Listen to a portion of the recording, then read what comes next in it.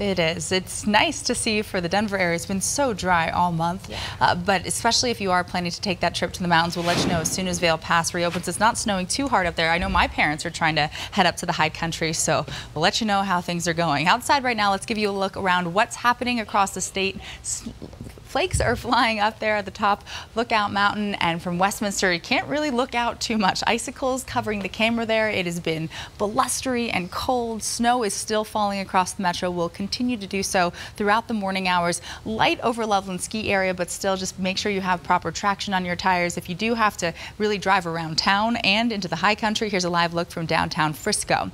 Now here are your weather headlines for this Saturday. It'll stay cold, snowy, and blustery. The winds will really kick up later on this afternoon as well across the Front Range and Plains. On average, around 3 to 6 inches of total snow accumulation when all is said and done later on today. The foothills and across the far northeastern plains are looking at picking up around 4 to 8 inches of snow. Still seeing some of that light snow into our central mountains, but the main snow event happening right now is from Denver north through Boulder, Fort Collins, and Greeley. Some heavier bands of snow just passing through Keensburg at this hour. Moderate snowfall across the metro, but we are blanketed in the white stuff this morning. Across the mountains, you can see not a lot of activity happening from Vail through Eagle, and again we'll talk about that closure as we get throughout the morning and let you know as soon as that reopens. And then in terms of what's happening across the eastern plains, Sterling, Akron, Ray, and Burlington will see another round of snow as we go throughout this afternoon. So winter storm warning will stay in place for the majority of northeastern Colorado through midnight. A winter weather advisory includes Denver, all across the metro north through Fort Collins, Greeley, and down to Colorado Springs. So the drive in the I-25 corridor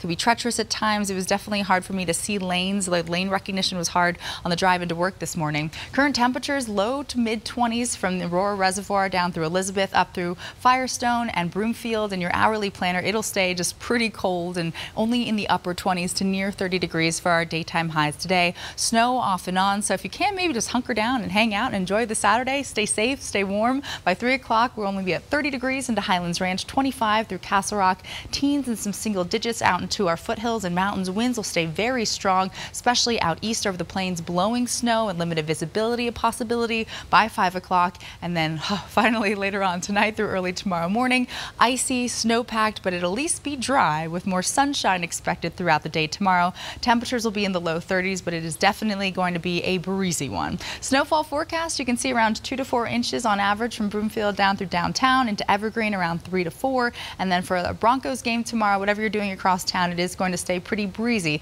with highs only near freezing. Then we'll round out this year in a little bit more of a mild note. It's still going to stay really cold Monday into Tuesday in the morning hours, single digits and teens. But if you're making plans for your New Year's Eve, it's going to stay cold and mostly clear with temperatures in the 20s by midnight. Taking us through New Year's Day, clouds increase, a high of 40, so a little bit milder. And it's very seasonal for this time of the year to see low 40s for highs. And then another round of light snow will be tracking by Thursday and the start of 2020.